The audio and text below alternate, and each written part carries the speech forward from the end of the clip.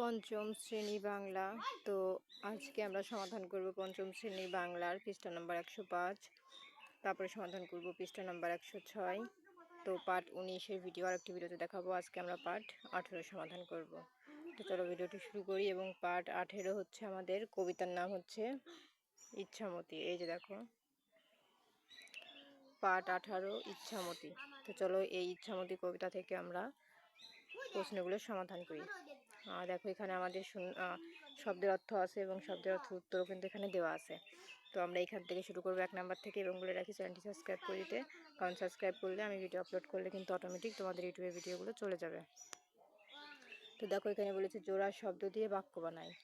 চুপচাপ, চুপচাপ দিয়ে আমরা এখানে একটা বাক্য লিখবো। মাঠে ঘাটে, এটা দিয়ে একটা বাক্য লিখবো। তো বাক্যটা কেমন আমি তোমাদের শিখাই। চুপচাপ আমরা বাক্য আমরা কিভাবে লিখি, তোমরা কিভাবে লিখবা, মানে বাক্যটা তোমরা বানিয়ে লিখতে পারো। এমনভাবে লিখতে হয় যেন তোমরা এমন একটা কথা লিখবা তার মধ্যেখানে এই চুপচাপ কথাটা উল্লেখ থাকবে, তাহলে কিন্তু একটা বাক্য হয়ে গেল, সে যে কোনো কথাই হোক না কেন। তো এরকমভাবে বাক্য লিখতে হয়। তো চলো এই প্রত্যেকটি বাক্যের উত্তর আমরা দেখে নিই। এই যে দেখো, আমাদের বাক্যের উত্তর চুপচাপ। পরীক্ষা চলার সময় ক্লাসরুমে একদম চুপচাপ থাকো। মাঠে ঘাটে, বর্ষাকালে মাঠে ঘাটে নতুন পানি জমে। ধুধু, বৈশাখ মাসে রোদে বালুর চর ধুধু করছে।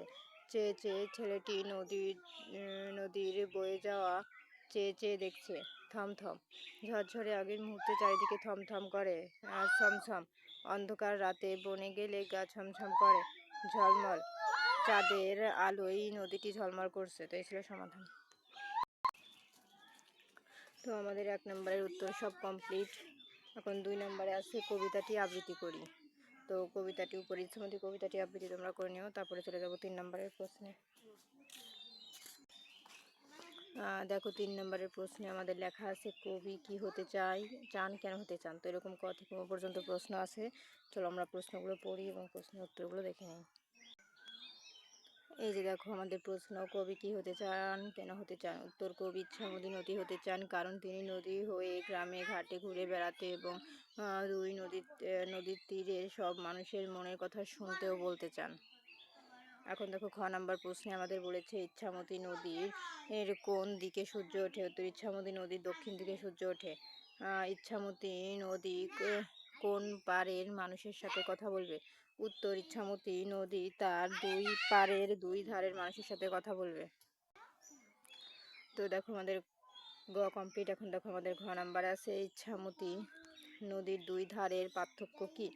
উত্তর, ইচ্ছামতি নদীর এক ধারে সবুজ বন এবং মাঠ রয়েছে, আর অন্য ধারে বালুর চরে রোদ ঝিকিমিকি ধুধু করছে। এখন দেখো, ম নাম্বারে আছে এই যে দেখো, নম্বরে বলেছে ইচ্ছামতি নদী তীরের দিন ও রাতের বর্ণনা দাও। উত্তর, দিনের বেলায় নদীর তীরে মানুষ ও বাতাসের আনাগোনা থাকে এবং চারিদিকে কোলাহলপূর্ণ থাকে, আর রাতে নদীর তীরে নির্জন ও নিঝুম হয়ে যায়। চারিদিকের পরিবেশ তখন থমথম ও গা ছমছমে ভাব ধারণ করে। তো এই ছিল সমাধান। আমাদের দেখো, ক থেকে উম পর্যন্ত প্রশ্নের উত্তর কমপ্লিট। এখন চলে যাব 4 নাম্বারে। 4 নাম্বার আছে পাঠ থেকে নাম শব্দ খুঁজে বের করি। মানে আমাদের যে কবিতা আছে, এই কবিতার যে শব্দগুলোর নাম আকারে আছে সেই শব্দগুলো আমরা বের করে লিখবো। তো চলো আমরা উত্তরটি দেখে নিই।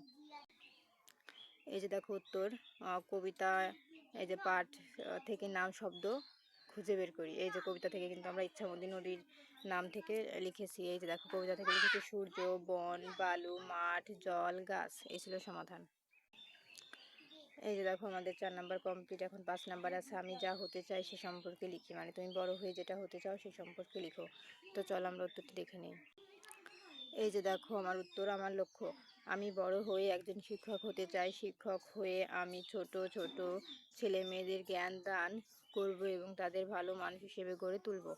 আমাদের গ্রামে যারা পড়াশোনা জানে না আমি তাদেরও অক্ষর জ্ঞান দিতে চাই। শিক্ষার আলো ছড়িয়ে দিয়ে আমি সমাজ থেকে অন্ধকার দূর করতে চাই। এই মহৎ পেশার মাধ্যমে আমি দেশের সেবা করতে চাই। তো এই ছিল সমাধান।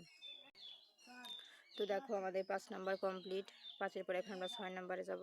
6 নাম্বারে আছে ছড়াটি শেষ করি। দাদুর প্রিয় লাঠি, মিনার প্রিয় বাটি। মানে মিলাই লিখেছে। এখন বাবার প্রিয় কি হয়, চশমা, না হলে শার্ট, যা ইচ্ছা তাই লেখো। মায়ের প্রিয় কি সেটা লিখবা, বোনের প্রিয় কি সেটা লিখবা। তো চলো আমরা এরকম প্রত্যেকটা উত্তর দেখে নিই। এই যে দেখো আমাদের উত্তর, দাদুর প্রিয় লাঠি, মিনার প্রিয় বাটি, বাবার প্রিয় চশমা, মায়ের প্রিয় রেশমা অথবা রান্না, যে কোনো একটা দেওয়া। বোনের প্রিয় পুতুল, ভাইয়ের প্রিয় বল, মামার প্রিয় বই, খালার প্রিয় খই। এই ছিল সমাধান। তো দেখো আমাদের কিন্তু 6 নম্বরের উত্তর কমপ্লিট। তো আজকের মতন এই পর্যন্তই। পরবর্তীতে পার্ট 19 ভিডিও দেখার জন্য অবশ্যই সাবস্ক্রাইব মাই চ্যানেল।